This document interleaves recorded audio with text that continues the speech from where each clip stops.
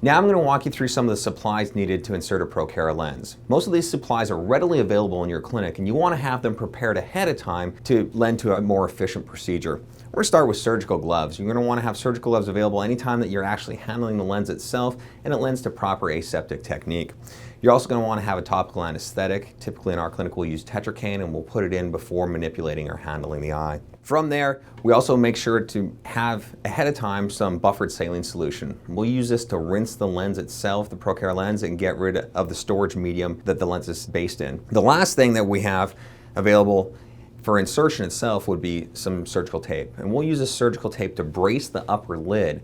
Now, not all patients will need this, but in the patients that do need it, we'll take a small piece of tape, typically a 1/2 inch by 1 inch or 1 inch by 1 inch, depending on lid size, and we'll apply it to the upper eyelid to act as a brace. It decreases lid movement and can sometimes help with comfort in some patients. One of the last tips when we're putting Prokera in the eye is to make sure that the eyelids are always nice and clean and dry. This will allow easier manipulation of the eyelids. So we always have some paper towels or some Kleenex available to help dry the eyelids while we're manipulating them. It helps get a little bit better leverage and it helps the procedure go a little bit quicker.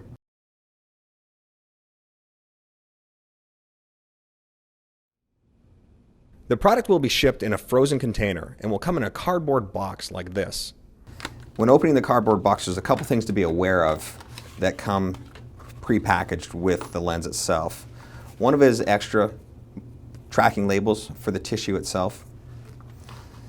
You'll have product instructional sheets going through some of the safety information with the product and how to use it. You'll have a donor recipient identification card, which goes through and allows us to track the donor tissue. To remove the Prokera Slim from its packaging, the best thing to do is reinforce it on the table, and you're going to tear off the foil cover. Now be careful when tearing off the foil cover because there is fluid inside. The storage solution itself will need to be rinsed off, and this is where the buffered saline solution comes into play. The lens is actually clipped into a holder, so you don't have to worry about the lens falling out. If you don't have a sink available, there's also a small basin that you can use, or in some cases, a garbage can. You'll notice 2 fluid reservoirs on each side of the lens itself. I'm not going to touch the lens with my hands. And we can fill the fluid reservoirs, and this is bathing the tissue and the reservoirs in buffered saline solution. And then you can pour this out into the sink and then give it a second rinse and allow it to settle for a couple minutes. So this clip will allow you to rinse the lens, and fluid will travel behind and in front of the membrane, fully allowing you to rinse both sides of the membrane.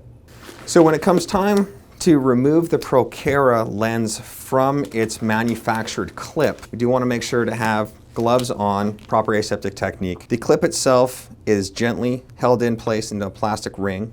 Once you remove the cover, the lens is free and able to be removed from the packaging itself. We can pinch the lens off, and now it's ready for insertion into the patient's eye. We'll start by instilling 1 drop of tetracaine into the eye that's going to have the Prokera lens. I typically have the patient simply look up at the ceiling, and we'll put 1 drop in and blot any excess. Once handling the Prokera lens, I'll have the patient sit back and gently place their head against the back headrest and have the patient look up at the ceiling to begin with. When it comes time to put the lens in the eye, I have the patient look down at the floor and gently pull up the upper eyelid. Next, insert or place the Prokera lens into the upper fornix and then ask the patient to look straight ahead and blink to correctly position the lens. Once the Prokera is placed in the eye, you want to immediately evaluate the eye, making sure that the lens is well centered on the eye, not requiring further manipulation. You also want to ensure that the lens is well seated underneath the upper and lower eyelid, so it's not moving excessively with pushes from each eyelid itself.